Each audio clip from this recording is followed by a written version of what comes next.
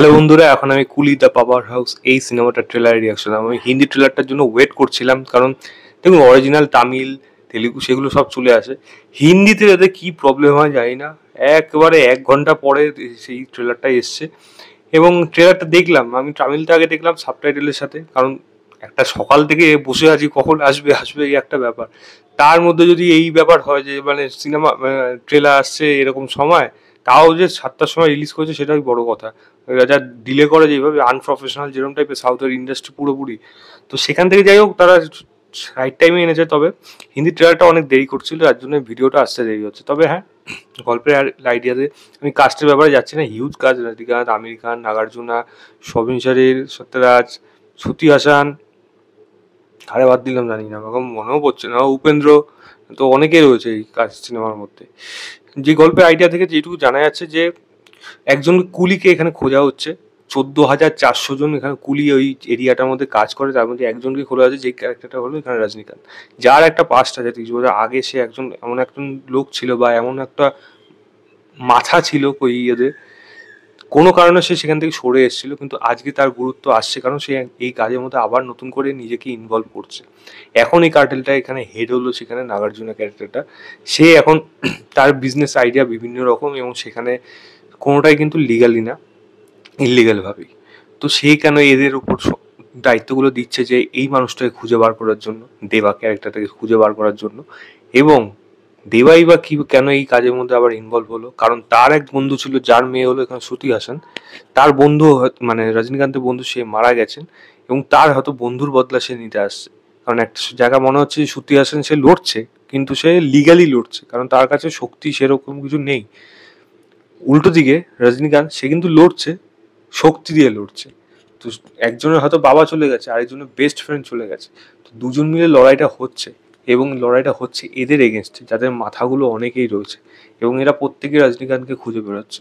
তো আলটিমেটলি এই কার্টেলের মধ্যে কে কে ইনভলভ, কি কি করছে, এবং তার মাঝখানে এই পাস্ট যে স্টোরিটা রয়েছে, যেটার একটা নেগেটিভ ঝলক লাস্টে একেবারে দেখা গেল, রজনীকান্তের বিড়িটা মুখের থেকে এদিকে নিচ্ছে।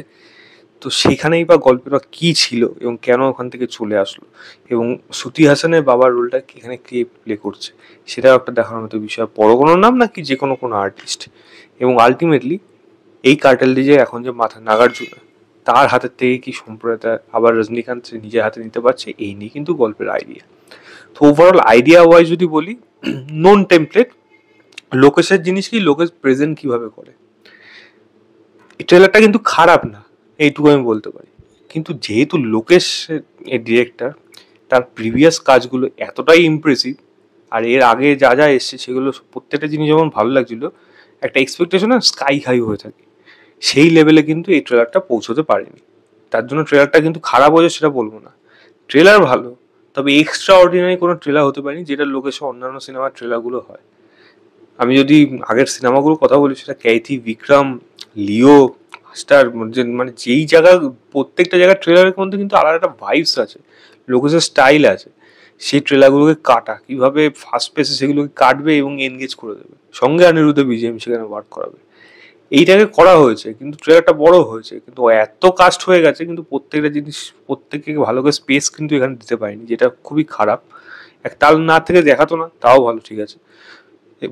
বিশেষ করে আমির খানকে হাফ প্যান্ট ওইভাবে হাতাকারে মানে স্যান্ডো টাইপের একটা গেঞ্জি গুলি চালাচ্ছে, লুকিয়ে রাখতে পারতো, না দেখালেও হতো।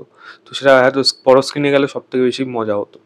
তবে হ্যাঁ, যদি আমি বলি ওভারঅল দিক থেকে, আমি বলবো একটা ঠিকঠাক above average kind of trailer হয়েছে। লোকেশ বলে বলছি above average kind of trailer, otherwise কিন্তু ভালো ট্রেলারই বলতাম। এক্সট্রা অর্ডিনারি কোনোভাবেই এই ট্রেলারটা হয়নি, যেটা আমার মনে হচ্ছে। কিছু কিছু জিনিস যেমন ভালো লাগলো, যেমন রজনীকান্তের স্টাইল যেরকম থাকবে, যদিও স্টাইল এখানে অনেকটা কম দেখানো হচ্ছে, হয়তো ট্রেলারের মধ্যে সেটা লুকিয়ে রাখছে, অলরেডি যে অ্যাডাল্ট সার্টিফাইড পেয়েছে। আমির খানকে দেখার জন্য সবাই এক্সাইটেড থাকবে, বিশেষ করে নর্থের অডিয়েন্স, তারা কোনোদিন এভাবে আশাও করেনি। উপেন্দ্রকে অনেকটা এখানে লুকিয়ে রাখা হয়েছে, উপেন্দ্র ক্যারেক্টারটা কি সেটা কিন্তু এখন দেখার মতো বিষয়। একটা জায়গায় উপেন্দ্র চোখটা আমার নড়ছে কন্টিনিউ, ওই একটা হেভি শুট করেছে মানে, আর উপেন্দ্র ওই এক্সপ্রেশনটা দারুণ ছিল এখানে।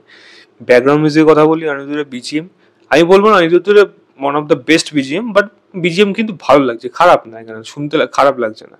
এবং স্টাইলাইজেশন যেটা বললাম সিনেমা মানে ক্যামেরার কাজ যেরকম হয় সেগুলো লোকে যেরকম স্টাইলিশ ওয়েতে করে থাকে সেরকমই কিন্তু এখানে করছে।